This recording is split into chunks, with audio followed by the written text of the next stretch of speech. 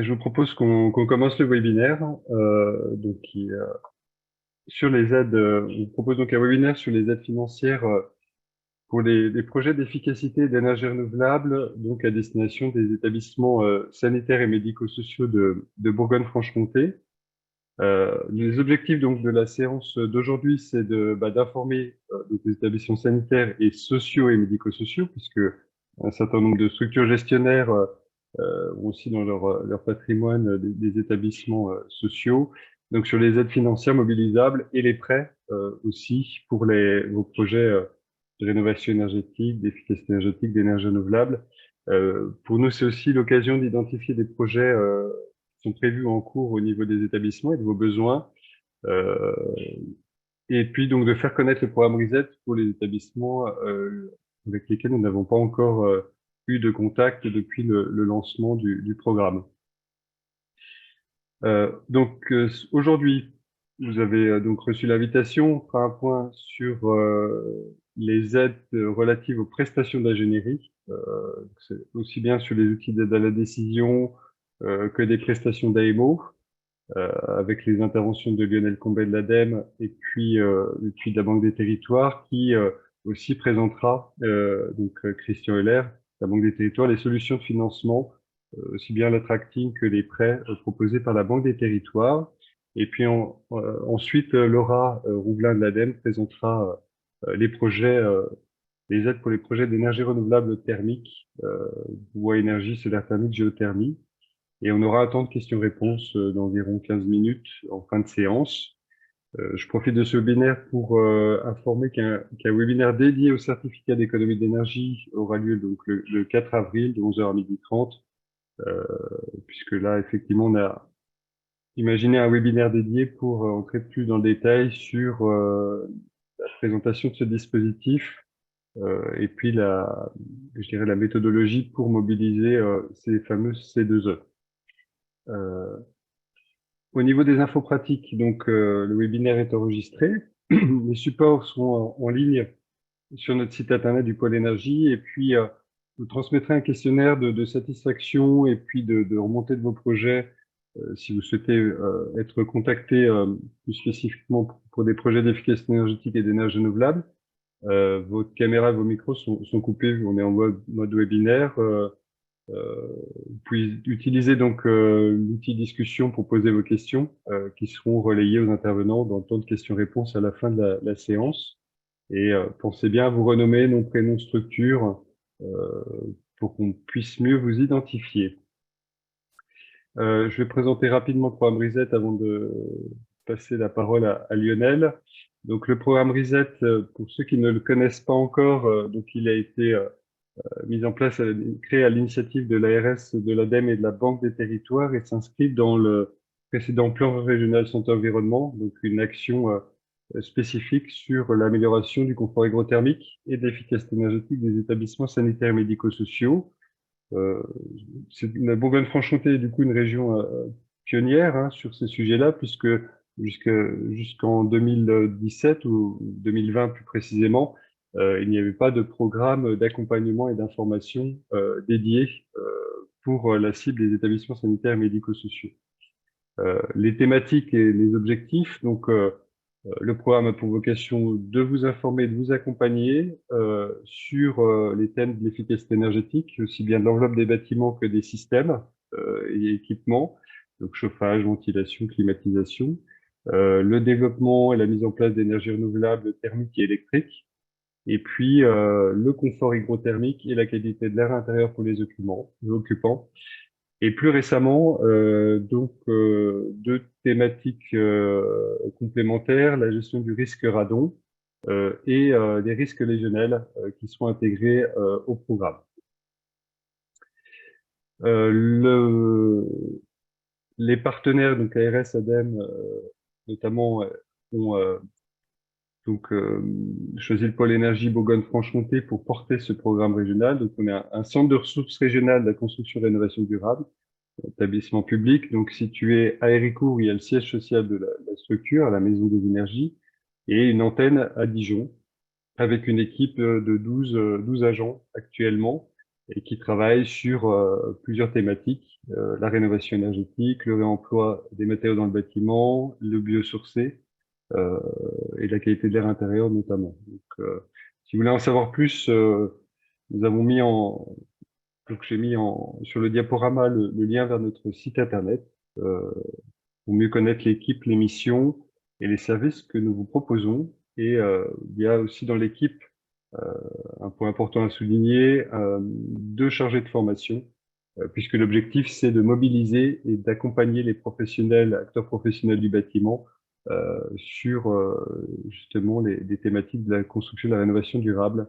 pour pouvoir répondre effectivement aux projets, pas que des établissements, mais je dirais de la maîtrise d'ouvrage public-privé. Voilà. Au niveau de l'équipe Reset, nous sommes trois. Je suis arrivé en 2020 pour le développement du programme et j'interviens plus particulièrement sur les thématiques d'efficacité énergétique et énergie renouvelable. Ma collègue Karine Vrel, qui nous a rejoint l'année dernière et qui est plus spécialiste sur les sujets de qualité d'intérieur, gestion du risque radon et qui traite depuis peu la question des légionnels. Et puis Lynn Audrey, qui est en apprentissage ingénierie thermique énergie à Belfort et qui est en apprentissage à l'ARS et dédié au programme RESET. Donc qui nous a rejoint en septembre 2022 pour 2 ans et qui va nous aider à développer des outils pour les établissements. En synthèse, les actions que nous proposons depuis le démarrage du programme, et certaines sont venues plus récemment dans nos missions. Donc, donc la mission d'information, comme aujourd'hui, qui est donc là destinée à l'ensemble des établissements sanitaires médico-sociaux de la région. On a à peu près 1200. Donc des webinaires comme aujourd'hui sur les aides financières. Il y a aussi donc une liste de discussion régionale, je reviendrai dessus juste après, pour pouvoir vous informer de l'actualité ou des principales mesures réglementaires qui s'appliquent sur les thématiques du programme. On peut aussi répondre à des demandes ponctuelles d'établissements, que ce soit sur les aides, sur les professionnels à contacter, sur la méthodologie pour lancer un audit énergétique, par exemple, donc aussi sur les questions liées à la qualité d'air intérieur. Donc, n'hésitez pas à nous contacter par mail ou par téléphone pour vos projets. Un volet aussi formation, ateliers thématiques, qui sont mis en place depuis 2022. On coordonne depuis peu aussi un nouveau réseau de professionnels. Vous avez peut-être entendu parler des conseillers transition énergétique et écologique en santé, suite à un AMI lancé conjointement par l'ANAP, la DGOS et la CNSA. Donc, il y a à peu près 12 ou 13 postes en Bourgogne-Franche-Comté, euh, donc 6-7 qui sont déjà personnes qui sont recrutées au sein de groupements sanitaires ou médico-sociaux pour apporter une mission de conseil partagé sur les thématiques de la transition énergétique et écologique. Propose aussi pour l'ensemble des établissements membres du réseau de pouvoir aussi mettre donc à disposition des outils de suivi énergétique, des plateformes de suivi énergétique, des modèles de cahier des charges, tout un tas de documents qui peuvent vous aider pour la réalisation de vos projets. Et puis, nous avons aussi mis en place, on travaille sur un observatoire régional des consommations et dépenses d'eau et d'énergie pour vous fournir des indicateurs chiffres clés pour pouvoir vous comparer aussi au niveau des EHPAD, des hôpitaux, des structures médico-sociales qui accueillent et hébergent des publics handicapés, des données sur des kilowattheures par mètre carré, des consommations d'eau par lit, etc. Donc, ce sont des outils qui sont en cours de développement.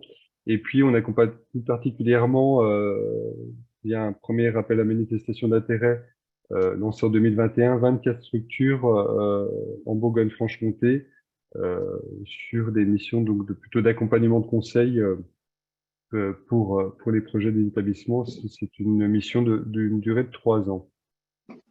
Voilà, je ne vais pas être plus long. Vous pouvez, pour ceux qui ne l'ont pas encore fait, vous inscrire à notre liste de discussion régionale et rejoindre officiellement le réseau RESET, qui vous permettra de recevoir régulièrement des informations sur les actions que nous menons en région, des informations sur l'énergie, le confort des bâtiments, qualité de l'air intérieur, donc aussi de pouvoir communiquer, partager, poser des questions, puisque souvent d'autres établissements de la région ont des projets similaires, donc n'hésitez pas à vous inscrire pour pouvoir partager et communiquer sur vos projets.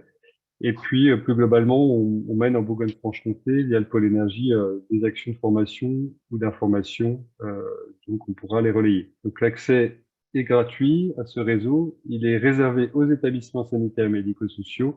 Donc vous recevrez le support, hein, vous pourrez cliquer sur le lien pour vous inscrire et devenir membre de notre réseau. Aujourd'hui, il y a 120 personnes inscrites qui représentent à peu près 80 établissements ou groupements d'établissements de la région.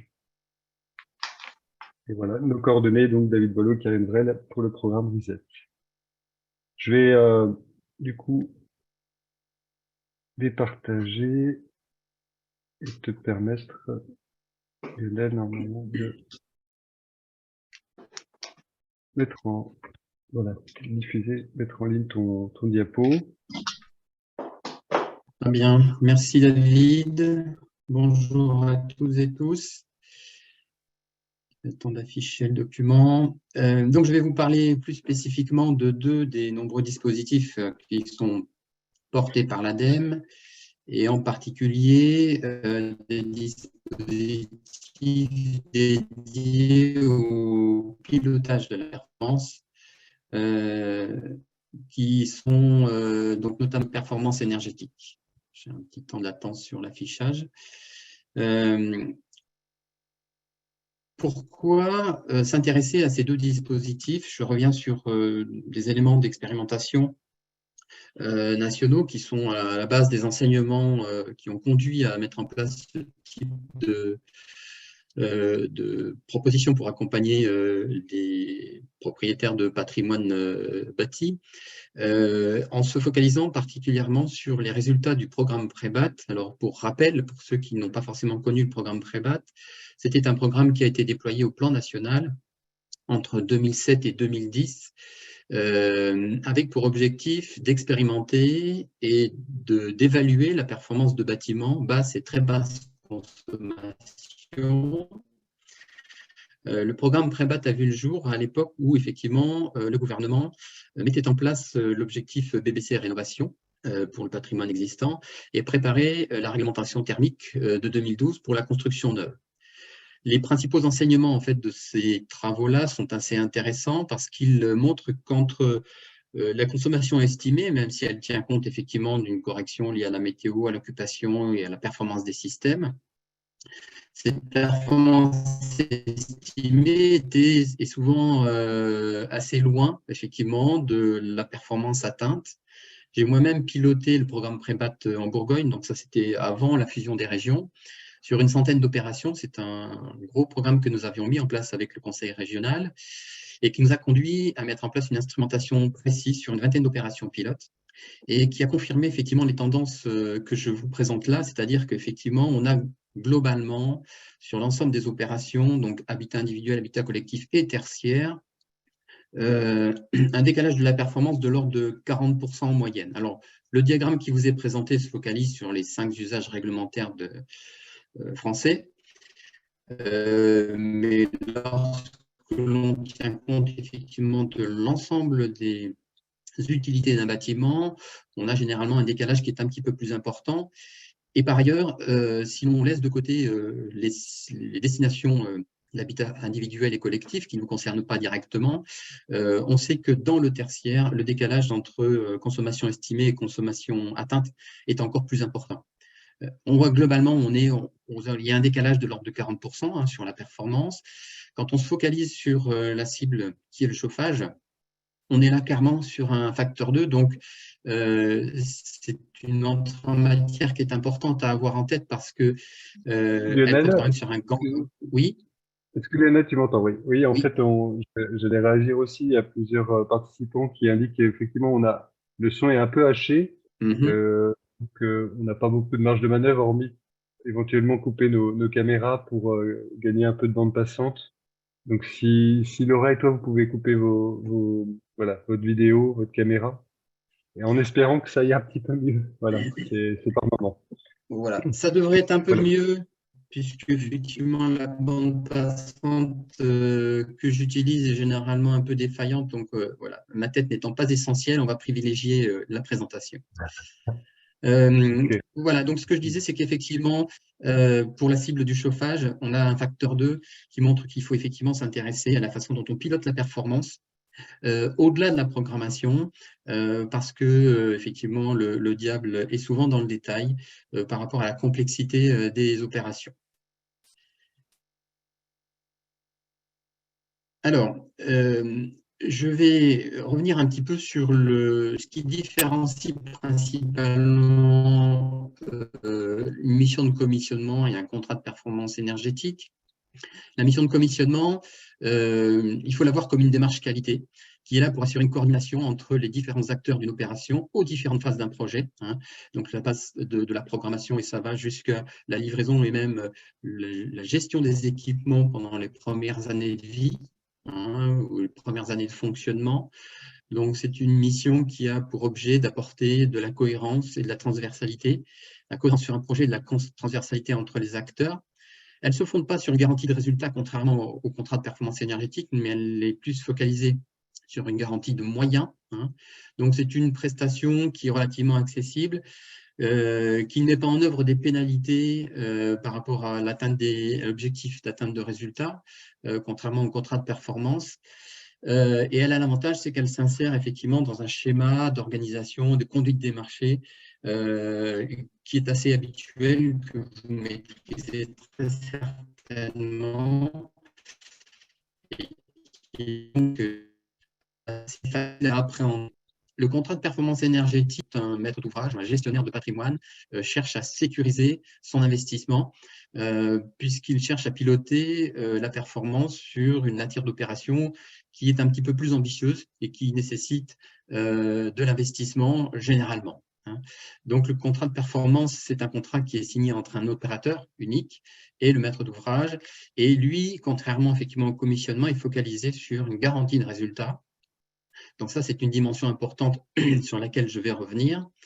Son coût de mise en œuvre est souvent significatif. Je vous donnerai quelques ordres de grandeur parce qu'effectivement, il y a une dimension risque qui est prise par l'opérateur qui intervient dans le cadre contractuel et qui peut donner lieu à la mise en place de pénalités si l'objectif n'est pas atteint. Donc ça, cela implique effectivement un risque financier qui est pris en compte par l'opérateur lorsqu'il s'engage sur un contrat de performance énergétique. Il y a un cas d'application particulier du contrat de performance énergétique qui peut s'établir dans le cadre d'un marché global de performance avec un dialogue compétitif, puisque l'une des complexités de ce dispositif, c'est aussi d'être en capacité d'établir déjà à la base un diagnostic partagé de la situation du bien ou du patrimoine concerné et de la façon dont on appréhende l'ambition du projet et le pilotage de la performance. Je vais y revenir tout de suite après. Alors, je me focalise dans un premier temps sur le commissionnement. Le commissionnement, c'est une mission qui a plusieurs intérêts. Donc, c'est une démarche qualité, comme je l'ai dit. Elle permet de coordonner l'ensemble des intervenants pour garantir la cohérence des intentions et le respect des objectifs fixés par le maître d'ouvrage. Elle repose sur un ensemble de moyens nécessaires au contrôle des actions menées aux différentes étapes d'un projet, donc contrôle de la réalisation et contrôle des exigences fixées dans les cadres contractuels. Je reviendrai rapidement là-dessus. Et puis, elle permet de faciliter aussi le transfert d'informations et l'actualisation des documents, puisque une démarche de qualité, comme toute autre démarche de qualité, se focalise principalement sur les points critiques qui conduisent généralement à une perte d'information quand on passe d'un système d'acteurs à un autre, entre par exemple la programmation, la conception, la réalisation et l'exploitation, où effectivement on a des écosystèmes d'acteurs qui ne se connaissent pas forcément et qui donc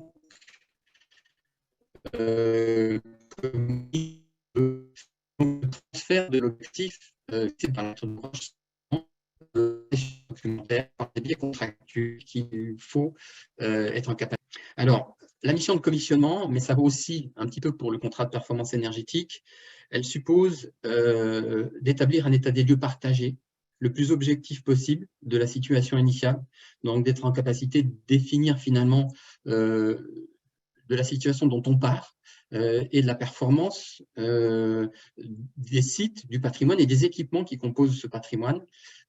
pour pouvoir être en capacité d'expliciter finalement le niveau d'engagement du maître d'ouvrage, c'est-à-dire la performance visée dans l'idéal. Donc ça peut supposer effectivement la mise en place d'une campagne de mesures préalables, dans le cas en particulier d'un patrimoine complexe, d'une grande diversité d'équipements, sur lequel le maître d'ouvrage n'a pas forcément une visibilité très grande. Et cela vaut en particulier dans les groupes hospitaliers où on a effectivement des surfaces très importantes, une grande diversité d'équipements, avec généralement une mise à niveau de ces équipements qui se fait au gré des besoins d'année en année, avec une perte d'informations sur leur modalité de fonctionnement, le niveau de performance, sur l'agrégation des données de consommation d'énergie, et cela nécessite parfois un travail préalable qui passe par la mise en place d'une campagne de mesures pour agréger des informations nécessaires à la définition de l'ambition du projet. La dimension très importante du commissionnement, j'en ai parlé très rapidement tout à l'heure, c'est aussi d'être en capacité de toute procédure de contrat de marché pour s'assurer bien retranscrire chacune des phases et bien compris par chacun des opérateurs. Donc, ça concerne les contrats, les passations de marché de maîtrise d'œuvre, bien entendu, les passations de marché de travaux, mais également tout ce qui va suivre et tout ce qui concerne les marchés de gestion et de maintenance des équipements et les contrats de fourniture d'énergie qui sont aussi très importants pour assurer une continuité effectivement dans la gestion de cet objectif de performance.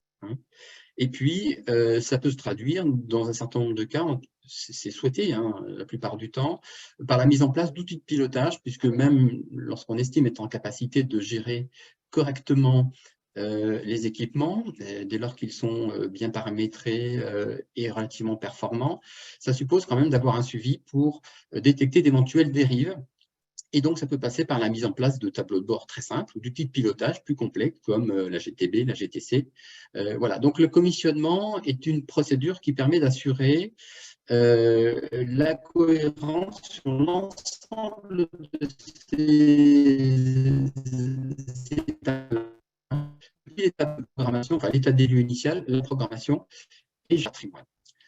Alors, il existe pour travailler sur la mise en place d'une mission de commissionnement des outils qui ont été réalisés avec l'aide du COSTIC à la demande de l'ADEME et que vous retrouverez sur le site du COSTIC.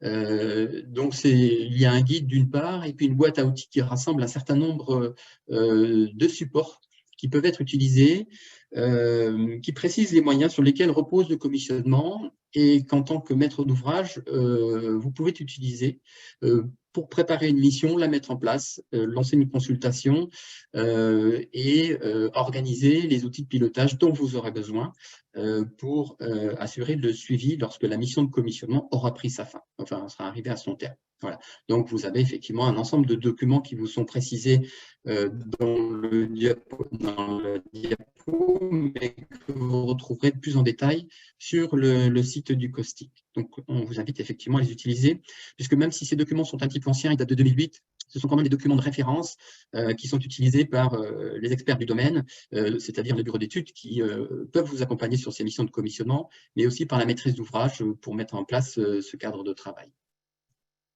Alors, j'en viens… Lionel, Oui. juste, je réagis, alors, pour le coup, c'est un peu fil de l'eau, mais quelqu'un, effectivement, demandait de développer la chronique commissionnement, pas commissionnement, pardon, caustique. Si tu peux juste repréciser pour les non-initiés ce qu'est le caustique. Et puis, pour le commissionnement, je précisais qu'on organisera des actions dédiées sur le BABA du commissionnement pour aller voilà, présenter plus en détail, puisqu'effectivement, certains ont relevé que c'était des notions assez techniques. Donc voilà. Alors, tu peux préciser que le COSTIC, c'est un institut technique, en fait. Il faut le prendre comme tel.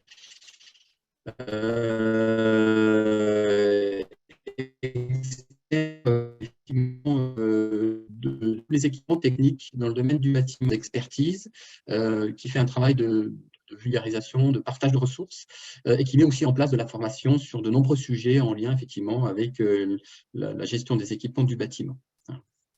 Donc, ils sont présents sur tout le champ, la climatisation, ventilation, chauffage, gestion technique, etc. Alors, caustique, de mémoire, ça doit être un acronyme, mais je vous avoue que je ne l'ai plus en tête. Alors, sur le financement des missions de commissionnement, vous avez deux dispositifs, un dispositif, pardon. Donc, l'ADEME intervient sur le financement de missions d'assistance à maîtrise d'ouvrage, donc le financement de la prestation. Hein, on n'intervient pas sur des investissements nécessaires pour le pilotage de la performance dans le patrimoine bâti.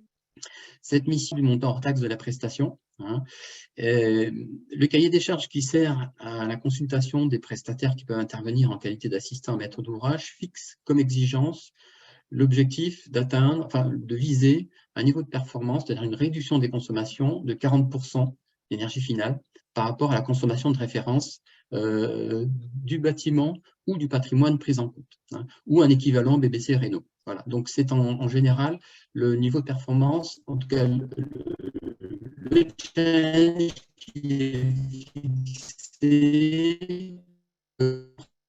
qui intervient sur d'opération. Alors, les dépenses par opération, c'est-à-dire par bâtiment, et ce plafonnement est doublé lorsque l'opération de commissionnement porte sur plusieurs bâtiments, donc typiquement sur un patrimoine qui peut être de taille variable, hein, c'est plusieurs bâtiments à l'échelle d'un site, ou un patrimoine au sens, dans son acception la plus large. Voilà. Si certains d'entre vous, effectivement, sont intéressés par une mission de commissionnement, la demande d'aide se fait en passant par la plateforme Agir de l'ADEME, mais pour le besoin, lorsque le besoin se présentera, effectivement, David pourra toujours vous indiquer la façon d'accéder à cette plateforme. Alors, sur le contrat de performance énergétique, j'en reviens un petit peu sur la définition, parce que c'est un élément important à prendre en compte. C'est un contrat et une société de service, qui est effectivement un opérateur unique, comme on l'a dit, qui est là pour mettre en place une réponse pour améliorer la performance d'un bâtiment ou d'un ensemble de bâtiments, avec un objectif de performance qui doit être mesuré par rapport à une situation de référence contractuelle. Alors, ces derniers mots sont des mots très importants parce qu'ils définissent vraiment l'objet de la mission et le cadre contractuel qui va servir à bâtir finalement ce contrat de performance énergétique. Vérifier par la mesure, cela suppose qu'effectivement, le travail qui va être conduit par cet opérateur puisse être vérifié, chiffré, et évalué.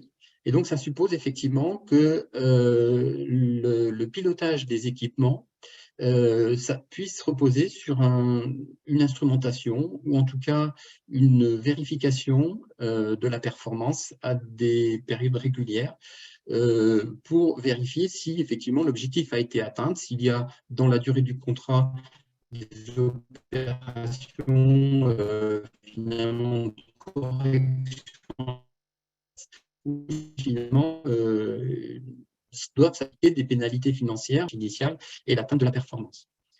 Le terme qui porte sur la situation de référence contractuelle est aussi un terme important parce que, comme je l'ai un peu expliqué déjà pour le commissionnement, il suppose également le partage d'une situation de référence, donc d'un niveau de consommation du patrimoine pris en compte, du périmètre sur lequel, effectivement, cette évaluation est portée. Est-ce que c'est tous les équipements? Est-ce que c'est certains d'entre eux? Voilà, quel est le cadre technique pris en compte? Et puis, ça suppose qu'effectivement, l'analyse qui est portée sur la performance il n'y a pas de divergence de méthodes. Chez moi, enfin, ou en tout cas, les équipements qui permettent un suivi au quotidien de la performance du patrimoine ne sont pas en place, enfin, n'existent pas de façon totale pour avoir une vision la plus objective possible de la situation initiale, et bien que soit mise en place une campagne de mesure pour aller sur un constat partagé de la situation de départ qui va servir à bâtir effectivement cet engagement contractuel de l'opérateur. Donc c'est quelque chose qui peut être assez lourd quand on est sur un patrimoine étendu, complexe, ou sur une situation partiellement méconnue de la performance des opérations. Alors, Il y a 3 types de contrats de performance énergétique. On a ce qu'on appelle le contrat de performance énergétique de service, donc qui est typiquement un contrat à faible investissement, c'est-à-dire qu'on intervient sur des équipements énergétiques existants. Et l'objectif essentiel est de travailler sur l'optimisation de ces équipements en phase d'exploitation, hein, pour améliorer des équipements de contrat de performance énergétique que l'on appelle. Mais il peut intégrer en plus effectivement une phase de travaux. Alors typiquement, ça peut être effectivement soit pour remplacer une chaudière, ça peut être pour se raccorder à un réseau de chaleur, ça peut être effectivement pour mettre en place une cogénération, ça peut être pour développer des solutions de production d'énergie renouvelable pour l'eau chaude sanitaire, par exemple, hein, donc diversifier ou enrichir les sources de production d'énergie pour les besoins d'un établissement. Donc, il intègre le contrat de performance énergétique système, effectivement, la prise en charge de ces travaux, et puis la gestion, l'optimisation du fonctionnement de ces équipements et leur gestion. Et puis, plus globalement, on a un contrat de performance énergétique qu'on appelle globaux, qui s'appliquent au même périmètre que les 2 précédents, mais qui en plus intègrent des travaux qui peuvent concerner le bâti, donc l'enveloppe, à proprement parler, donc effectivement les équipements, les éléments passifs du bâtiment, et qui pour le coup, effectivement, s'appliquent à des projets de plus grande ampleur généralement. Alors, vous le voyez, on raisonne là à peu près sur une antériorité de 80 contrats de performance énergétique. On voit que la grande majorité des contrats de performance énergétique qui sont appliqués sont des contrats de performance énergétique système, hein, et puis dans une moindre mesure, des contrats de performance énergétique globaux. Alors, ce que l'on voit, c'est que tant au niveau de la performance, des économies d'énergie envisagées et de la durée de ces contrats, on a une variation qui s'opère en fonction de la typologie effectivement des contrats, puisque sur les contrats de service,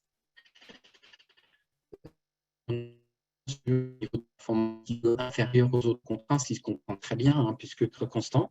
Et puis, comme du coup, il y a pas ou peu d'investissement, effectivement, on est sur des durées de contrat qui sont beaucoup plus courtes, hein, en moyenne 6-7 ans, que sur les autres contrats de performance énergétique. Et puis, à l'opposé, très logiquement, les contrats globaux, qui nécessitent un investissement souvent plus conséquent, sont sur une durée moyenne de 10 à 11 ans. Et comme on touche là, effectivement, à l'enveloppe du bâtiment, donc on travaille sur l'isolation, l'étanchéité à l'air notamment, les apports passifs, on peut effectivement atteindre des niveaux de performance qui sont plus en phase avec les objectifs fixés par ce type d'opération. Alors, sur la dimension économique… Lionel, il reste peu de temps pour ton intervention et c'est pas toujours très audible, hein, on a un peu une perte de son, enfin, c'est pas très confort. Juste voilà, pour te prévenir si tu peux Je peut-être… termine. Voilà. Je termine. Pour aller à l'essentiel, donc, il faut savoir que un contrat de performance énergétique a plus d'impact sur une petite opération que sur une opération de grand dimensionnement. Et donc, le coût effectivement d'un contrat de performance énergétique varie entre 5 à 6% pour des opérations de plus d'1 million d'euros d'investissement et peut aller jusqu'à 10 à 12% pour des opérations moitié inférieures en termes d'investissement. Alors, on parle de surcoût, donc forcément au départ, un contrat de performance énergétique a un surcoût. Il faut relativiser la notion de surcoût, puisque si l'on raisonne en coût global, généralement, ce fameux surcoût lié à la mise en place du contrat de performance est absorbé dès la première année par les économies d'énergie générées au titre des investissements et du pilotage des équipements. Alors, 2 types de financement. On a des financements C2E qui peuvent intervenir sur les contrats de performance énergétique. Donc, la fiche standardisée, qui est une fiche de service, permet de couvrir une partie effectivement de ce contrat de performance. Et puis, il y a une bonification qui est possible au titre de l'arrêté du 14 mai, qui s'appelle coup de pouce chauffage, qui est toujours d'actualité, hein, et qui permet de, dans certains cas, quasiment doubler en fait la prime certificat d'économie d'énergie sur les contrats de performance énergétique, donc pour aider à la prise en charge de la prestation d'AMO pour la formalisation de ce contrat. Et puis, l'aide de l'ADEME intervient à peu près dans les mêmes cadres que pour celle du commissionnement. La mobilisation de l'aide de l'ADEME exige effectivement un objectif de performance en énergie finale, d'amélioration de la performance de 40% par rapport à la situation de référence pour un bâtiment seul, et de 30% quand on travaille à l'échelle d'un patrimoine. Le financement permet de couvrir 2 étapes, ce qu'on appelle la phase amont, donc la réalisation d'études de faisabilité et d'opportunité, et puis la phase aval qui concerne effectivement l'exécution de ce programme, donc sa rédaction, la conduite de l'opération et l'exécution et la mise en place des éléments de contrôle. Le taux d'aide maximum est de 50% du montant hors taxe de la prestation. Ça, c'est une constante des systèmes d'aide de l'ADEME, globalement, pour les prestations d'ingénierie. Le plafond des aides éligibles s'élève à 30 000 € pour la phase amont, 50 000 € pour la phase aval. Les deux sont cumulables, hein, bien entendu. Et le plafond d'aide est rehaussé à 100 000 € par opération quand le travail porte sur un ensemble de bâtiments, donc plutôt sur un patrimoine, quelle qu'en soit l'échelle. Voilà pour la présentation de ces 2 dispositifs. Ok. Merci Lionel. Alors c'est vrai que c'était pas simple parfois pour suivre. On a des problèmes de connexion, mais il y a eu quelques retours sur peut-être des exemples pour illustrer ces deux types de contrats. On reviendra dessus avec Lionel sur un temps dédié et puis avec l'appui d'intervenants aussi extérieurs. Donc on pourra effectivement aller un petit peu plus loin sur le CPE, le commissionnement. À retenir, donc, il y a des dispositifs d'accompagnement de l'ADEME sur les prestations d'ingénierie pour monter ce type de prestations, de type de contrat, pardon. Je vais laisser la parole à Christian et Antoine, l'un ou l'autre. Après, je laisse partager votre écran et je crois que vous allez intervenir à 2 voix pour la Banque des Territoires. Oui, bonjour à tous. Je vais essayer de partager mon écran. Voilà. Si vous le voyez. Oui, c'est bon. Donc simplement pour vous faire une présentation effectivement de l'intervention de la Banque des Territoires qui est au profit des collectivités, mais aussi des établissements médico-sociaux, établissements de santé. Et en rappelant effectivement que nous sommes également partenaires du réseau Reset avec l'ADEME et l'ARS pour accompagner donc cet élan aussi et tous les efforts qui sont à réaliser sur la transition énergétique et en particulier sur les bâtiments. Juste pour rappeler que ça s'inscrit dans le plan climat qui avait été décidé au moment du plan de relance où pour la Banque des Territoires, c'est 20 milliards d'euros sur 2020-2024 avec une grande partie sur la rénovation énergétique des bâtiments, que ce soit pour les collectivités, mais également pour les organismes de logements sociaux. Et puis, Antoine le précisera tout à l'heure aussi sur tous les établissements de santé médico-sociaux. Donc, on est à vos côtés pour faire face à cet enjeu. Également sur la mobilité, parce que ça peut vous concerner, et demain aussi davantage de choses sur ce qui concerne aussi la biodiversité, l'adaptation au changement climatique, qui sont dépendants aussi des sujets sur bâtimentaires, pour préserver un maximum aussi parfois de fraîcheur et pas simplement, comme on l'a souvent l'habitude, de plutôt faire des économies d'énergie en hiver, mais aujourd'hui c'est aussi la question de la chaleur qui est en cause.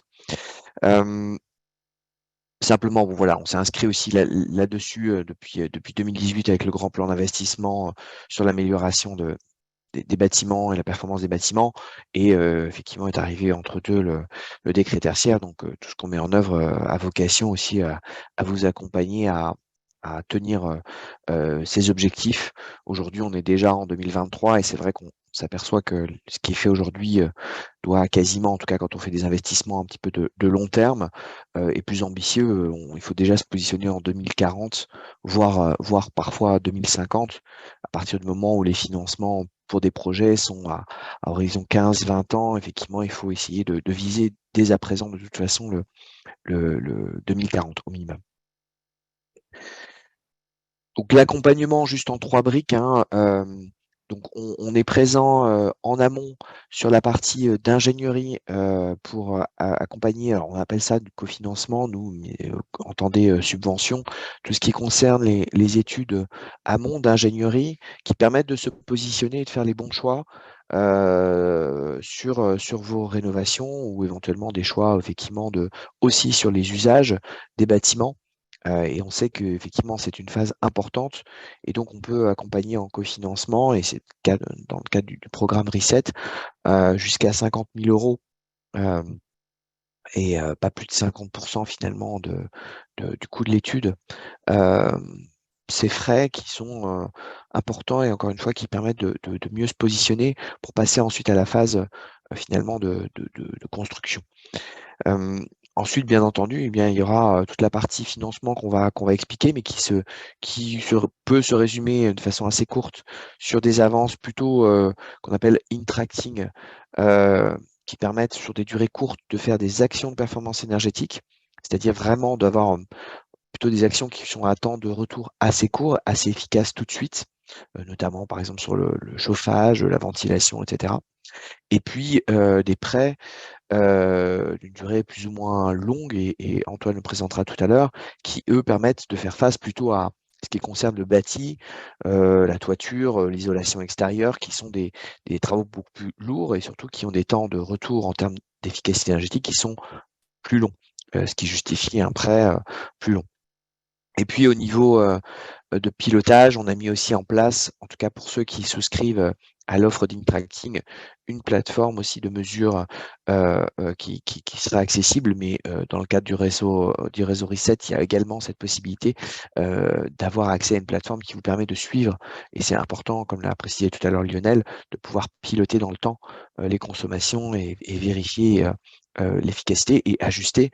Il y a toute la question de l'usage aussi parfois qui peuvent faire quelques points d'économie d'énergie. Donc l'offre d'Intracting, alors ça vient de Internal Contracting et c'est plutôt un dispositif à la base pensé en Allemagne, mais qui est assez simple et logique, celui de pouvoir mettre en place des actions de performance énergétique. Je vais montrer tout à l'heure ce à quoi ça peut correspondre, qui vont finalement générer bien sûr des économies d'énergie, et ces économies vont permettre de rembourser l'avance. Donc l'objectif, c'est d'être un peu un jeu à somme nulle, voire bien sûr positif, c'est de se dire on fait des actions qui vont permettre rapidement d'être remboursées et de quasiment pas avoir d'impact en termes de trésorerie. Et aujourd'hui, d'autant plus avec le prix de l'énergie, c'est d'autant plus vrai, et d'aller chercher très rapidement ces économies. Alors l'offre Banque des Territoires, elle se résume effectivement, je l'ai dit, alors à un cofinancement des études préalables, donc 50 000 euros maximum, à un financement de ces travaux de ces actions de performance énergétique qui peuvent aller jusqu'à 100% du besoin de financement sur une durée maximum de 13 ans, parce que ces actions sont normalement à temps de retour assez court.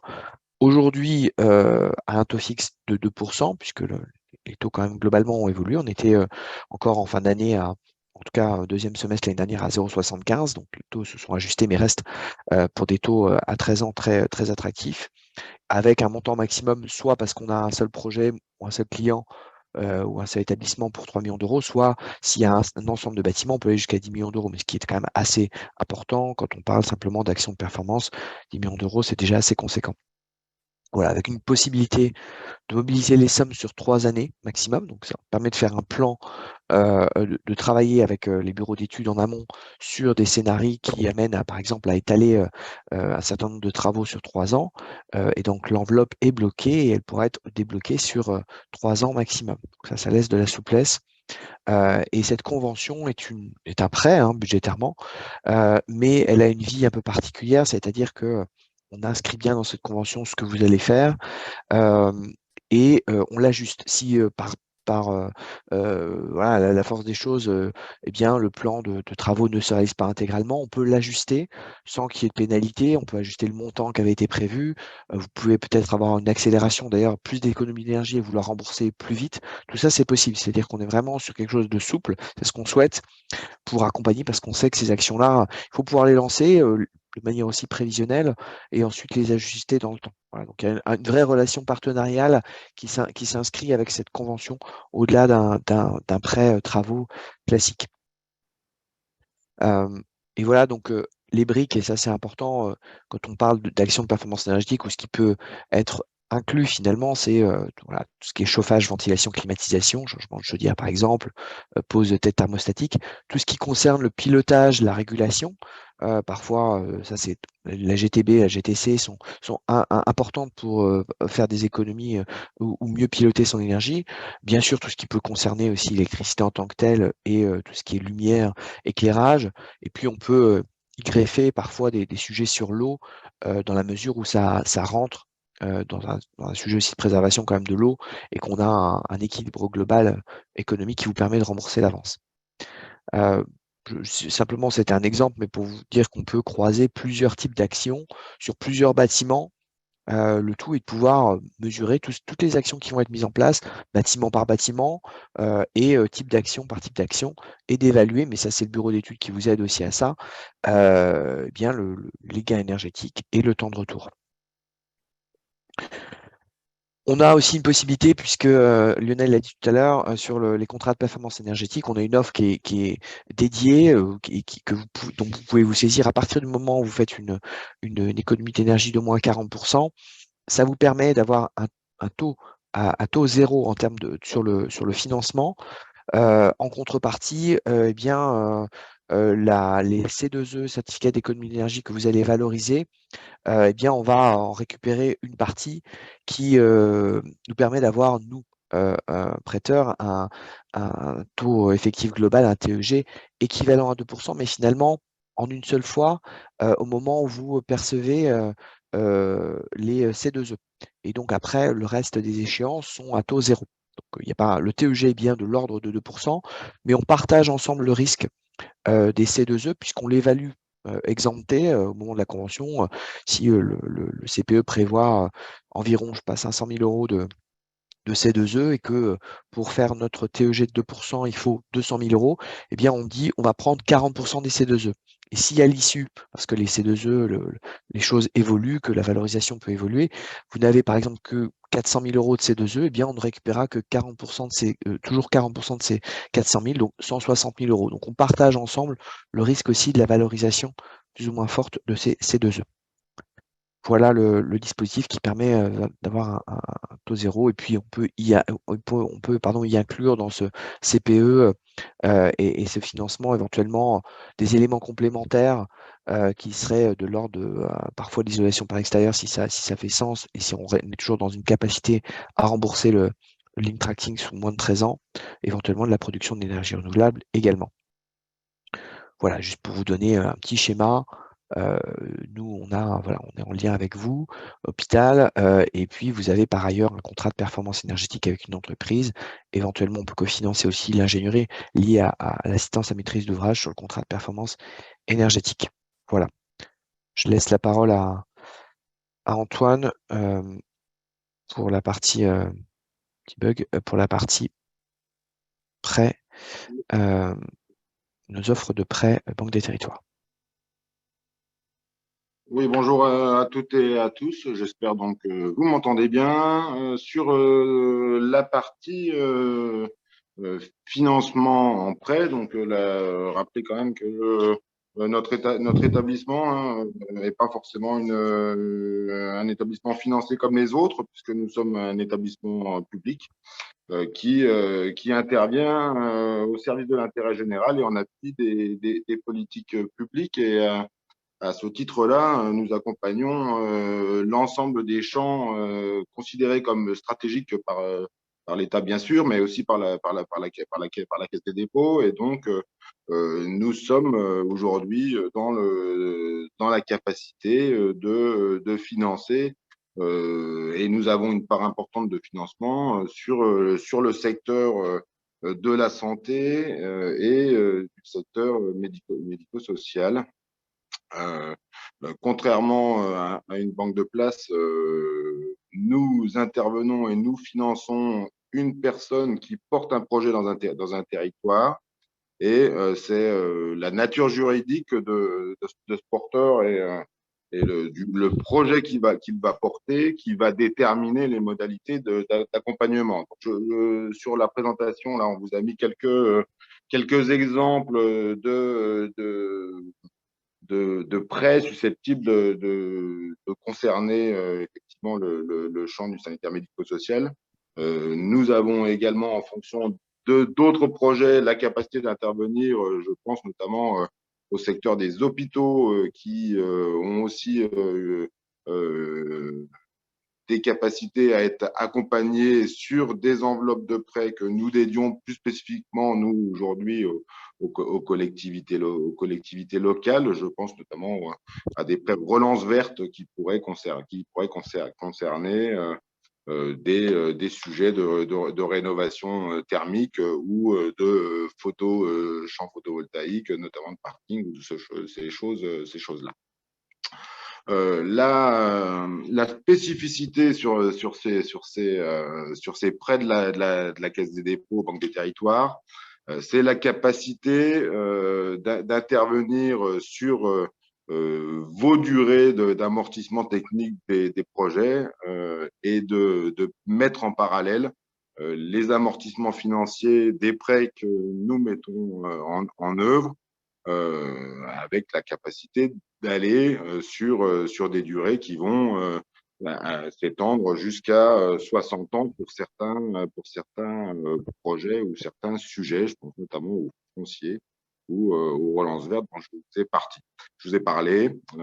Donc naturellement, nous intervenons, et j'ai reconnu dans la liste des participants un certain nombre de partenaires que nous avons pu accompagner sur des sujets de restructuration d'établissements pour personnes âgées dépendantes. La force de la Banque des territoires sur ces financements, c'est effectivement aujourd'hui cette durée dans un contexte financier de hausse des taux et de retrait sur des durées longues des banques de place. La ressource de la Caisse des dépôts avec le livret A nous permet de continuer d'accompagner vos projets de réhabilitation thermique, restructuration d'établissements pour personnes âgées dépendantes, champ du handicap, sur des durées très longues, alors y compris même de réaliser des financements en taux fixe, puisque nous avons aussi aujourd'hui des capacités jusqu'à 40-50 ans, jusqu'à 40 ans, pardon, de faire du taux fixe. Donc, c'est vraiment en fonction de votre projet que nous pourrons adapter et proposer au mieux des capacités d'accompagnement en prêt pour réaliser vos opérations. Voilà ce que je voulais vous présenter au-delà du catalogue de prêts. L'idée, c'est que quand vous avez un projet à financer, il ne faut pas hésiter à prendre contact avec nos chargés de développement que sans doute vous connaissez dans vos territoires. Voilà pour moi, David. Okay. Merci Antoine. On répondra aux quelques questions liées à la nature des projets après la présentation de Laura. Il est 11h55. Laura, je te laisse de partager l'écran. On aura un temps de questions-réponses un petit peu plus court. Si besoin, on refera une petite FAQ que je vous enverrai avec les présentations, si on n'a pas l'occasion de répondre à toutes les questions en live. Alors, est-ce que vous voyez mon écran? C'est bon? Ouais, ça marche. Bon, alors je vais continuer l'intervention. J'espère que je vais pas vous assommer. Ce sont des interventions quand même assez complexes et techniques. J'ai essayé de vulgariser au mieux. Oui, voilà. Et avant tout, quand on parle d'énergie, puisque mon intervention va parler des aides sur vos projets d'énergie renouvelable thermique, donc moi je voudrais faire un tout petit focus rapide sur de quoi parle-t-on quand on parle d'énergie. Présenter très rapidement le fonds chaleur, qui est le dispositif majeur pour aider la chaleur renouvelable pour l'ADEME. Et enfin, ce qui vous intéresse, la grosse partie, quelles sont vos motivations pour passer à la chaleur renouvelable, les questions à se poser, les solutions techniques auxquelles vous pouvez prétendre et surtout l'accompagnement au cours des différentes étapes et les aides pour l'investissement. Donc aujourd'hui, quand on parle d'énergie, la première chose à retenir, c'est qu'on a des consommations qui sont dépendantes de nos usages. Et on produit de l'énergie parce qu'on a des usages et qu'on a des besoins. Ces besoins sont de 3 grands types. Donc là, on est à l'échelle française. Pour moitié, c'est des usages sous forme de chaleur ou de froid. Donc quand même 50% de nos consommations finales. 35% pour tout ce qui relève de la mobilité et 15% pour ce qui est usage nécessitant spécifiquement de l'électricité. Donc le point vraiment important, c'est que la chaleur est le premier usage de l'énergie et dont les 2 tiers consommés par les secteurs collectifs et tertiaires, donc tertiaires dont vous faites partie. Donc, il y a différents modes de production et vecteurs de transport de l'énergie, donc là, ce n'est pas le sujet aujourd'hui. Par contre, un petit rapide focus sur les sources de l'énergie. En France, la plus grosse part de nos sources d'énergie primaires proviennent encore des énergies dites fossiles. Gaz, fioul, charbon, ce dont on essaye de s'éloigner un peu trop lentement. 41% de nos sources d'énergie proviennent d'énergie fissile, donc le nucléaire, et seulement 11% proviennent d'énergies renouvelables, qui sont quand même les sources d'énergie qui permettent d'avoir des productions territorialisées et sur nos territoires. On a des objectifs nationaux de développement des énergies renouvelables fixés à 38% dans la consommation finale. Aujourd'hui, on en est loin en France, puisque seulement 23% de la chaleur consommée est d'origine renouvelable. Pour atteindre ces objectifs, on ne pourra pas faire sans une combinaison d'une part, réduire nos consommations d'énergie finale, gagner en efficacité de nos systèmes et substituer les énergies fossiles par des énergies renouvelables.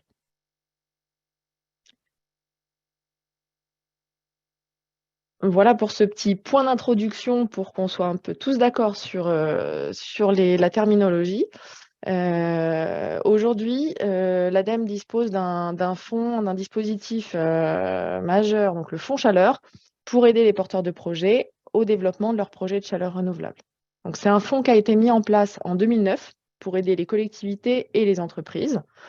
Et cette année, ce fonds est doté d'un budget de 520 millions d'euros à l'échelle nationale. Ça permet d'aider plusieurs technologies qui permettent de produire de la chaleur renouvelable. On les détaillera au fur et à mesure de la présentation pour celles qui vous concernent le plus. Sur la région Bourgogne-Franche-Comté, ce fonds chaleur se traduit par différents types de soutien. C'est d'abord de l'information, des conseils. Donc, je vous ai mis plusieurs liens que vous pourrez prendre le temps de consulter plus tard avec des retours d'expérience, des guides, etc. Ça se traduit également par de l'animation et de l'accompagnement technique. Donc, 2 réseaux d'animation dont je vous présenterai, on a déjà parlé et dont on reparlera plus tard dans la présentation. Et ça se traduit par un accompagnement financier pour des phases études en premier lieu et la partie investissement sur les unités de production de chaleur ou de froid et la distribution. Il faut savoir que pour l'ADEME, on a une plateforme unique de dépôt des demandes d'aide. Tout se fait par notre plateforme Agir pour la transition. Alors concrètement, quelles sont pour vous les motivations pour passer à de la chaleur renouvelable? Alors, il y a plusieurs raisons, que ce soit un besoin ou une volonté de répondre à une réglementation. On peut citer notamment le décret tertiaire. C'est aussi une volonté de réduire les factures d'énergie. Bien souvent, vous faites face à un mode de chauffage vieillissant et c'est l'occasion de passer aux énergies renouvelables, à des énergies plus renouvelables. Vous pouvez avoir des projets sur la structure de vos bâtiments, que ce soit en rénovation ou en conception. Et à ce moment-là, la production d'énergie fait partie de cette réflexion. Par contre, vous rencontrez généralement plusieurs freins, hein. De toute façon, ce n'est pas votre métier. Et ce n'est pas lieu que ça le devienne. Ce sont des projets très techniques, parfois longs dans la durée, des investissements qui peuvent être conséquents. Et on se rend compte que au moment où on pense intégrer des énergies renouvelables, c'est parfois trop tard dans votre projet plus global de construction et de rénovation. Donc, c'est ce qu'on va voir par la suite. Il est nécessaire d'anticiper et il y a pour cela des accompagnements techniques à aller chercher et dans un second temps, des aides disponibles. Alors avant tout, quelles sont pour vous les questions à se poser pour bien préparer votre projet de production d'énergie renouvelable? Alors déjà, connaître votre besoin. De quoi vous avez besoin? De chauffer, de rafraîchir, de produire de l'eau chaude sanitaire? Pour quel bâtiment? Est-ce que vous avez des projets de rénovation? Est-ce que vous avez pensé à réduire ce besoin avant de produire l'énergie, améliorer la performance énergétique, etc. Quelles sont les opportunités de votre situation, les contraintes de l'existant? Est-ce que vous avez un plancher chauffant, des radiateurs électriques, des radiateurs en fonte, etc. Quelles sont les contraintes techniques? Et est-ce que vous ne pouvez pas penser mutualisation? Est-ce qu'il y a un réseau de chaleur à proximité? Est-ce que d'autres structures autour de vous se posent les mêmes questions? Donc, c'est vraiment les questions clés à avoir en tête dès le début et qui vont permettre de réaliser une préétude, donc l'analyse d'opportunités, avant de passer aux étapes suivantes. Vous avez plusieurs solutions pour produire de la chaleur et du froid renouvelable qui peuvent s'offrir à vous, avec chacune leurs avantages et leurs points de vigilance. Donc, on peut citer notamment la production de froid et de chaud à partir de la géothermie de surface et d'électricité. Donc, la géothermie de surface, concrètement, c'est le fait d'aller valoriser la chaleur du sous-sol dans des profondeurs inférieures à 200 mètres, que ce soit du sous-sol ou d'une nappe, hein, et c'est des températures qui sont plutôt très basses. Il y a besoin, dans ce cas-là, d'avoir une pompe à chaleur pour rehausser, amplifier les calories du sous-sol, et pompe à chaleur qui fonctionnera avec de l'électricité. Donc, les avantages de ces technologies pour vos établissements, c'est que ça permet de répondre à différents besoins, le chauffage, du rafraîchissement et la production d'eau chaude sanitaire. C'est particulièrement adapté pour des usages importants de chaleur à très basse température. Ça permet de fournir du chaud et du froid. Ça permet également, et j'insiste sur ce point, de rafraîchir le bâtiment en mode géocooling l'été, c'est-à-dire on fait abstraction de la pompe à chaleur et on utilise uniquement le système de sonde pour rafraîchir. Et c'est une ressource du sous-sol qui est disponible, qui est stable dans le temps. Par contre, il y a vraiment des questions spécifiques à se poser, notamment sur vos émetteurs de température. Il y a vraiment un besoin d'avoir des émetteurs basse température ou très basse température pour que le système soit performant et limiter les consommations d'électricité dont le coût est beaucoup plus fluctuant. Voilà, donc avec un point de vigilance sur le dimensionnement et évidemment les contraintes réglementaires et l'étude du sous-sol à réaliser. Vous pouvez produire de la chaleur à partir d'énergie solaire, ce qu'on appelle le solaire thermique. Donc là, on ne produit pas de l'électricité, mais bien de l'eau chaude. Pour des usages type chauffage ou eau chaude sanitaire, c'est une technologie qui permet de produire tout niveau de température, basse ou de l'eau très chaude, qui peut s'adapter à tout type de projet et qui est particulièrement adaptée pour la production d'eau chaude sanitaire.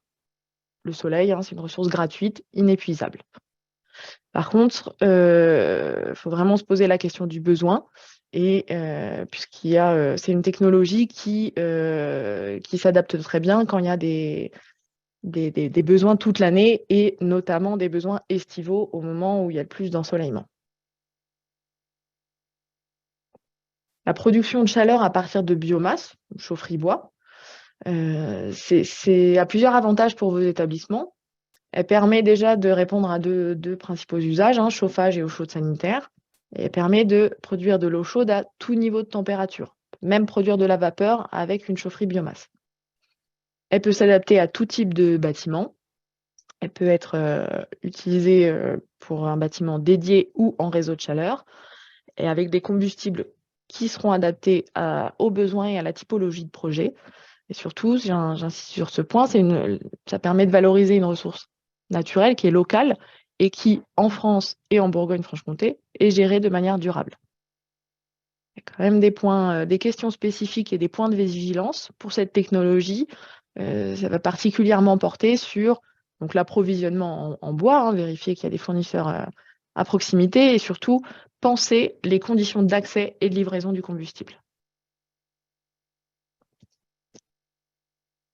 La partie réseau de chaleur, en fait, réseau de chaleur et de froid, concrètement, c'est une unité de production d'énergie qui va délivrer un ensemble de bâtiments. Ensemble de bâtiments parmi lesquels vos établissements peuvent faire partie et bénéficier de la chaleur. Donc, la mutualisation en réseau a vraiment l'avantage de permettre de gagner en efficacité et pour vos établissements, peut avoir plusieurs avantages. Se raccorder à un réseau existant, ça peut permettre d'acheter de la chaleur sans porter l'investissement. Donc, acheter de la chaleur renouvelable sans porter l'ensemble de l'investissement.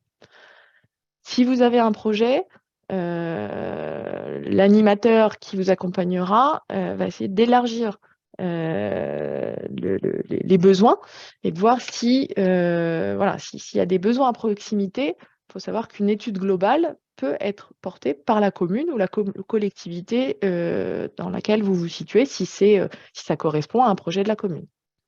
Et vos établissements, donc ça c'est un point sur lequel j'insiste également, sont vraiment des consommateurs, ont un profil de consommation qui peut vraiment être très structurant pour la création d'un réseau de chaleur. Voilà, des questions et des points de vigilance. C'est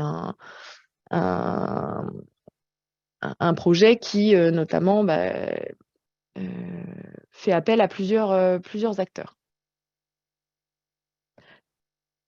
Maintenant que vous voyez un petit peu mieux sur quelle technologie vous pouvez partir, concrètement, il va falloir vous faire aider. Et de l'idée au projet, vous avez en Bourgogne-Franche-Comté un réseau d'animation pour vous aider. Donc, dès que vous avez un projet, une idée, surtout, vous contactez l'animateur du réseau Reset. Donc, je pense que c'est vraiment le message clé à retenir aujourd'hui. Il fait le point avec vous sur votre projet. Donc là, je ne vais pas répéter tout ce que vous a présenté David en introduction de ce webinaire sur le rôle du réseau Reset.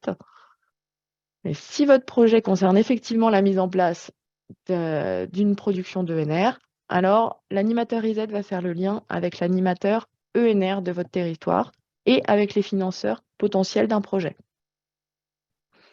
Le réseau des animateurs ENR, donc c'est un réseau qui est cofinancé et co-animé par l'ADEME Région Bourgogne-Franche-Comté et qui est là pour aider les porteurs de projets publics et privés dans leurs projets d'ENR.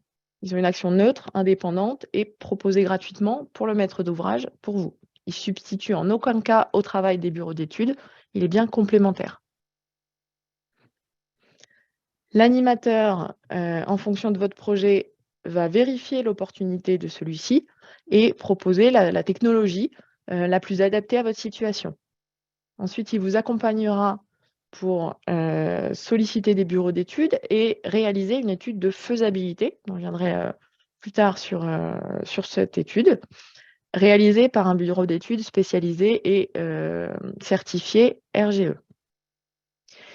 Il se peut, dans le cas où les projets, où l'opportunité est évidente, ou alors où il n'y a pas d'animateur ENR sur votre territoire, que ce soit l'animateur Reset qui vous accompagne vers l'étude de faisabilité. Ça, ce sera vraiment au cas par cas. L'étude de faisabilité est faite, vous décidez de poursuivre le projet, vous choisissez un scénario, vous lancez l'étude de travaux de maîtrise d'œuvre, vous réceptionnez votre installation. Ensuite, vous réalisez la maintenance et le suivi de l'installation. Il faut savoir que l'animateur ENR peut vous accompagner sur l'ensemble de ces étapes. Il restera votre interlocuteur privilégié du début à la fin. Donc, je voulais insister un petit peu aujourd'hui sur l'étude de faisabilité, qui est vraiment une étape cruciale pour votre projet, puisqu'elle permet de vérifier la faisabilité technique et économique de votre projet. Donc, production de chaleur et de froid. Et elles doivent vraiment s'aborder selon un cahier des charges défini et aborder plusieurs aspects. Donc, la première chose, c'est quel est votre besoin.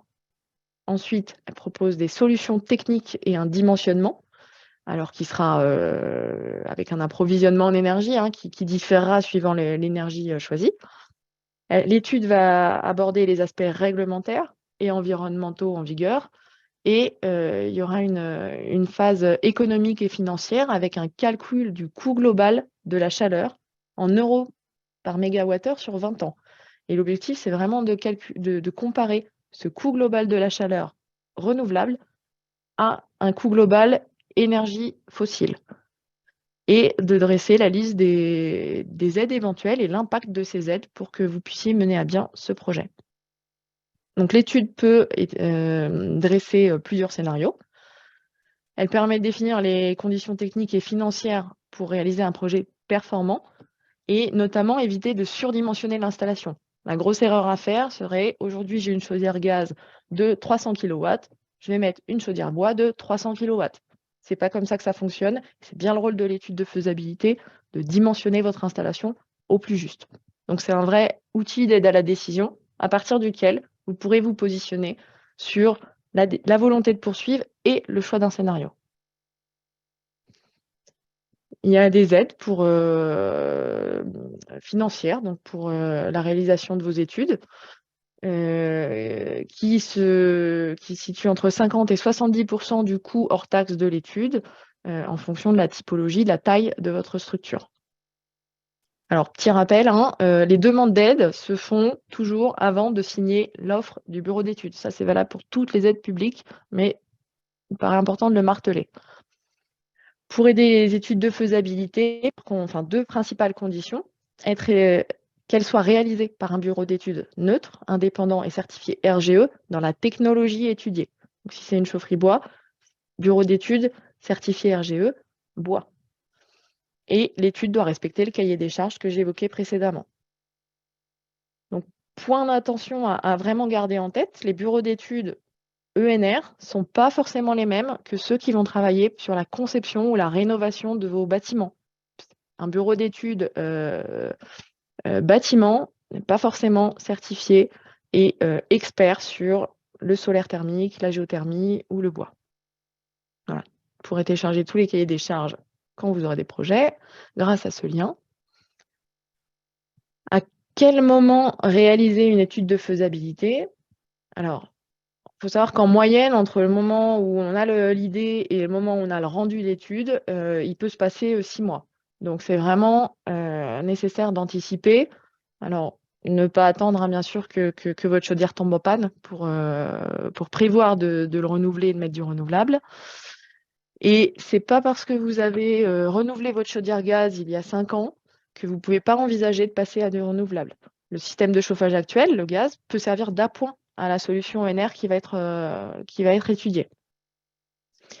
Et alors, dans le cas d'une rénovation de bâtiment ou d'une construction de bâtiment, donc il y a un projet vraiment très global et beaucoup plus gros que la production d'ENR pour vous, dans l'idéal, c'est vraiment de lancer l'étude de faisabilité ENR dès la phase d'élaboration du programme global. Je vais détailler un petit peu parce que ça me paraît vraiment important que vous l'ayez en tête.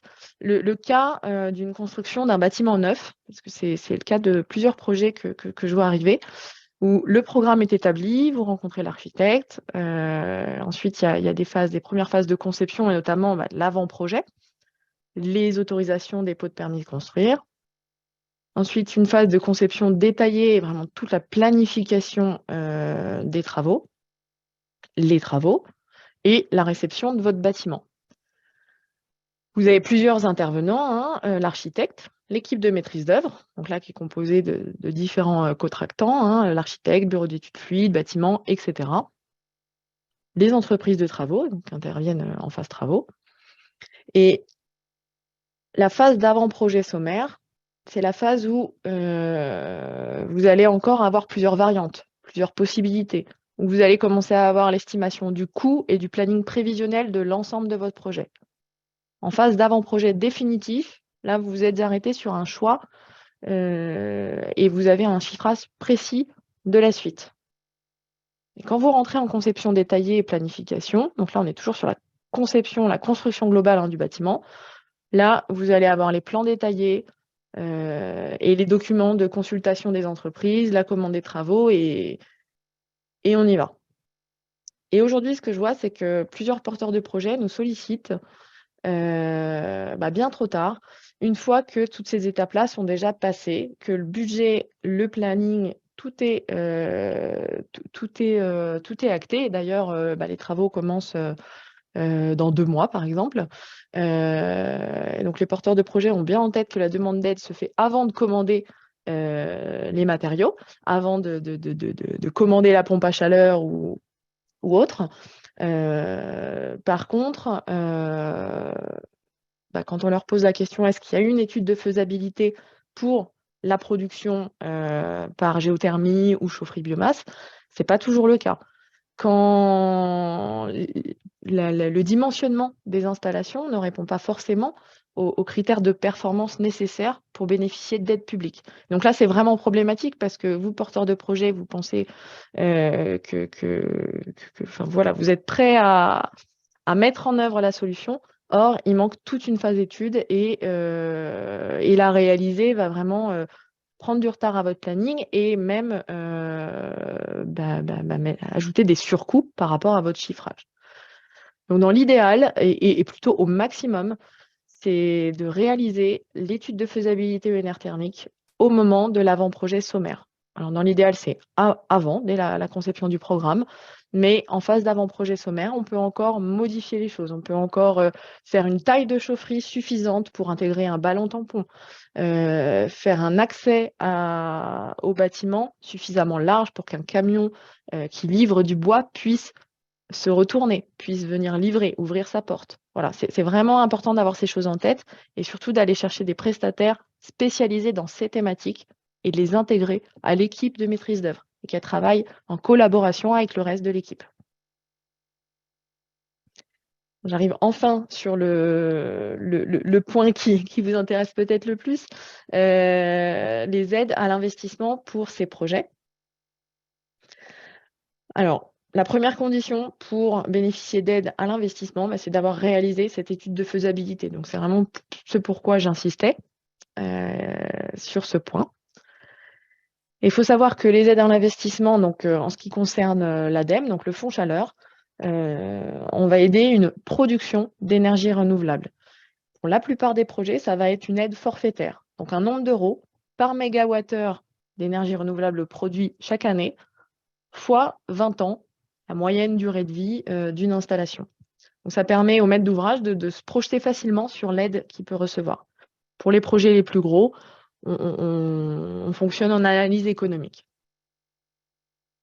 Alors, un petit ratio, mais qui est vraiment là, donné sur tout type de projet, donc ce n'est pas vraiment réel sur vos projets spécifiquement, mais en moyenne, le fonds chaleur permet de livrer 7 € du mégawattheure ENR fois 20 ans. Alors, sur les chaufferies biomasse, les chaufferies bois, l'ADEME travaille en partenariat depuis de nombreuses années avec la région et le FEDER, donc dans le cadre du contrat de plan État-région, pour soutenir un maximum de typologies de projets. Au niveau de l'ADEME, on aide les projets dont la production d'énergie renouvelable est supérieure à 1200 MWh par an. Voilà, ça vous parle peut-être pas. Concrètement, c'est des projets relativement conséquents. Et la région, elle, aide des projets plus petits. Dans le cadre de certains contrats, donc sur la Nièvre et le Jura, on peut aider ADEME des projets plus petits. Et un petit point qui peut être intéressant pour les établissements de santé qui disposent de plusieurs sites, par exemple 3 établissements ou 4 établissements et qui auraient plusieurs projets, c'est qu'on peut subventionner des grappes de projets avec minimum 3 projets, dont la somme permettrait d'accéder à nos seuils d'éligibilité. Les aides européennes permettent en région de toujours soutenir les chaufferies biomasse. Par contre, dans le cas où il y a un réseau de chaleur et que c'est une chaufferie alimentée avec de la plaquette forestière. le FEDER intervient toujours en cofinancement. Et une règle que vous pouvez retenir pour les aides publiques, hein, c'est que l'aide maximale, toute subvention comprise, hein, sera plafonnée à 45 ou 65% du surcoût d'investissement pour respecter l'encadrement communautaire. Donc ça dépend ensuite de la taille de la structure. Je pense qu'il va falloir continuer. Donc, là, c'était un petit exemple pour un calcul d'aide. Donc, ça vous sera envoyé avec le diapo.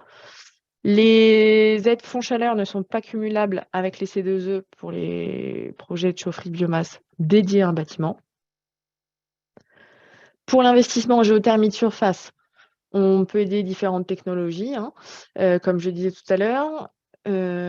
Suivant les tailles de projet, il peut y avoir la nécessité de réaliser un forage test et un test de réponse du sous-sol. C'est une prestation que l'ADEME peut aider. Et pour l'aide à l'investissement sur la géothermie, il y a une production d'énergie minimale à respecter et surtout des critères de performance. Donc ça, tout est défini dans les conditions d'éligibilité et surtout, les bureaux d'études spécialisés et les animateurs les connaissent. Pas cumulable avec les C2E. Et je vous donne ici quelques données économiques pour avoir une idée de l'idée des investissements. Alors, sur les derniers projets dans des établissements médico-sociaux ou de santé en Bourgogne-Franche-Comté, les aides à investissement sur la géothermie représentaient de mémoire de l'ordre de 10 à 15% de l'investissement sur cette technologie. Alors, à peu près. Hein. Les aides à investissement sur le solaire thermique, ADEME Région, on peut aider. Ça va dépendre du nombre de capteurs que vous allez émettre et de la productivité de ces derniers, avec un plafonnement de l'aide au mètre carré de panneaux. Toujours pas cumulable avec les C2E pour le secteur tertiaire. Et un petit point que j'aborde rapidement avant de conclure, la valorisation de la chaleur fatale. Donc, la chaleur fatale, c'est de la chaleur qui est produite dans tous les cas et qui n'est pas valorisée. ADEME, on aide la valorisation de ces projets-là. Par contre, au-delà, quand ils valorisent plus d'1 gigawattheure par an. Donc, c'est quand même des grosses quantités d'énergie et vos projets sont souvent plus petits. Par contre, il y a de la plus petite récupération de chaleur qui peut être faite sur vos groupes froids.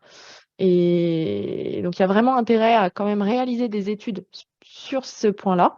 Les études peuvent être aidées, pardon. Et il y a des économies à aller chercher, voilà, même s'il n'y a pas d'aide à l'investissement. Je vous renvoie au dispositif C2E et de toute façon, il y a un webinaire dédié sur le sujet. Et je conclus enfin avec les messages clés à retenir, l'anticipation, voilà, la clé de réussite de vos projets. Si vous avez un projet de rénovation ou de construction, voilà, vous allez penser enveloppe du bâtiment. Surtout, pensez à la partie énergétique dès le début, sinon vous allez être ralenti ou avoir des mauvaises surprises dans le planning de votre projet et dans le budget. Les bureaux d'études spécialisés sur les énergies renouvelables ne sont pas forcément ceux qui travaillent sur la conception, la rénovation de vos bâtiments. Donc, ils doivent être contactés le plus tôt possible.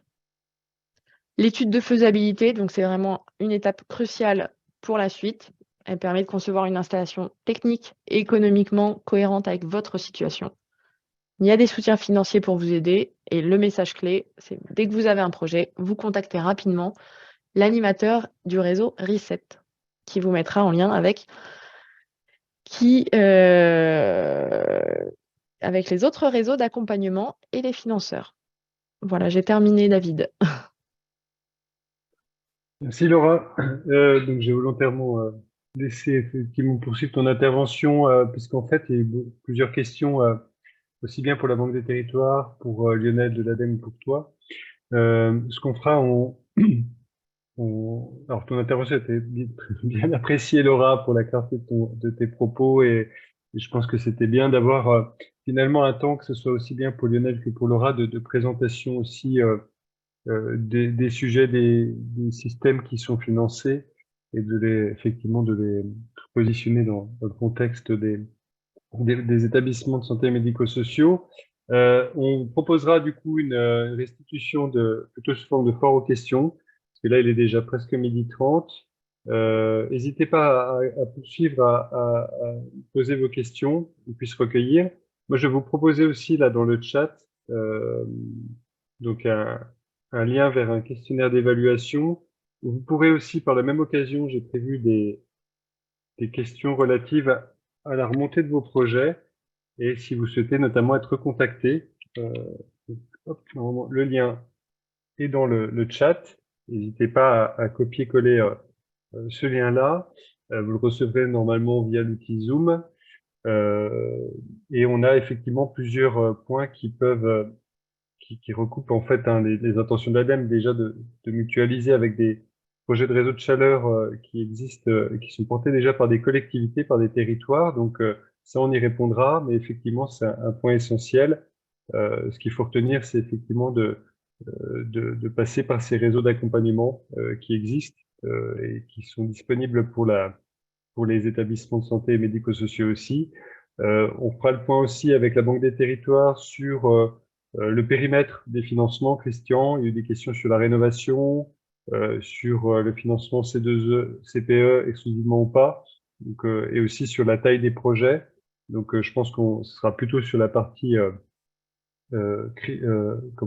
bénéficiaire, on va dire, de ces dispositifs. Et puis, on verra aussi avec Lionel un peu plus tard pour vous proposer des points plus détaillés sur le commissionnement CPE, qui a pu paraître effectivement un peu technique hein, comme intervention, parce qu'il faut effectivement connaître un peu le dispositif en amont. Et voilà, Lionel vous a présenté en tout cas dans les grandes lignes ces missions-là, mais on reviendra dessus prochainement. Voilà. N'hésitez pas aussi dans le lien du questionnaire à faire remonter vos besoins en termes de sujets qu'on pourrait vous proposer au deuxième semestre, puisque là, on aura un sujet donc, sur les C2E le 4 avril. Le 11 mai, je peux déjà vous en parler, on aura un webinaire dédié à l'audit énergétique des bâtiments et aux simulations thermiques dynamiques, donc tout ce qui concerne les études d'aide à la décision pour les travaux à engager pour vos établissements, pour réduire leur consommation et améliorer le confort. Voilà, et puis donc on aura par la suite au deuxième semestre tout un tas de sujets, notamment le décret BAX aussi qui va arriver prochainement. Donc je suis désolé, on ne pourra pas traiter toutes les demandes là en live, mais on a pris bonne note du chat et puis avec les intervenants, on reviendra sur ces questions et on vous apportera une réponse.